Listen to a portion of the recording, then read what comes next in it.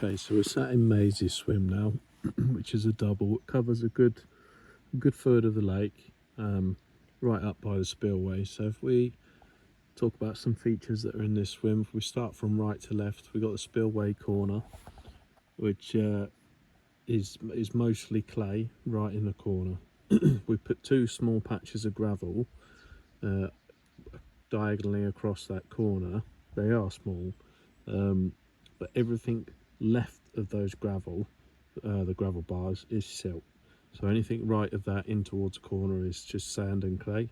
Once you go left of those gravel bars, you're back in the silt. So working our way along the dam wall, the dam wall is huge. What you see on top, it really is, excuse the pun, tip of the iceberg. So when you're fishing on a dam wall, you need to be a good rod length off, maybe a touch more. So looking at it from Maisie's swim, across the dam wall, you've got a spot where there's a broken tree in half, which is courtesy of Storm Kieran.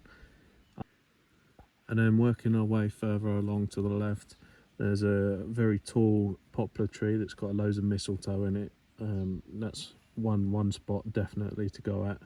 And then we've got the gravel bars out in front, which are the same gravel bars that you can fish from the boathouse, but they're huge, so you can fish from both sides. The gravel bars are that big. Looking over to Claude, the scarecrow that we've had to put up because of the cormorants, is pretty much straight out in front of Maisie's swim. 14.5 wraps, that puts you right on the edge of the gravel.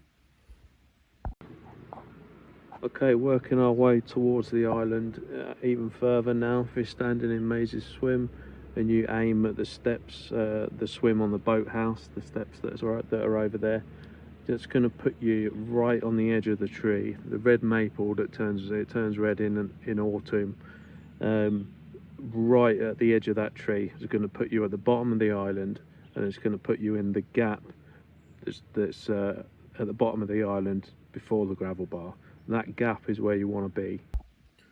And then working our way across from the dam wall directly over to the island. If you're standing in Maisie's on the steps and you aim at the aerators over in the far corner, that is going to put you between the two gravel bars. The gravel bars that we've put all in the lake, they're about a foot higher than everything else around them. Probably not as much now that we've had the lake settled for a year or so, but they're definitely a good 6 to 8 inches higher than the rest of the lake bed around them. So in between those two gravel bars is a good channel to go at.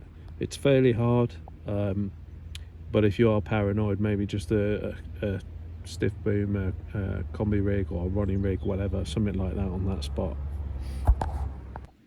So if you're going at the island from Maisie's swim, you'll see the gap in the island where the stairs go.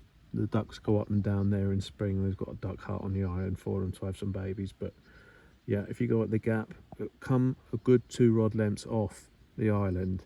We've got a fallen branch of the tree that's in the lake, and we are going to leave it in the lake because the fish definitely love it in there. Another one from Storm Kieran that broke the red maple. But yeah, it's a good spot to be at, and like I said, a little bit further off the island. Then working our way right round to the left between the island and the cold bank, if you like, the bank that you're fishing from Maisie's. More towards the margin, there's a little shelf that comes out. It's full of reeds and iris at the moment, but in the summer, as the water gets warmer, there are a lot of plants under the surface. They're not very thick, so it's definitely fishable, and if you get caught in there, you'll pull them out fairly easily. But the fish do like to move up and down that bank in between Maise swim and Hero swim, especially in the summer. Fish like to move between the island and that bank through all where the plants are.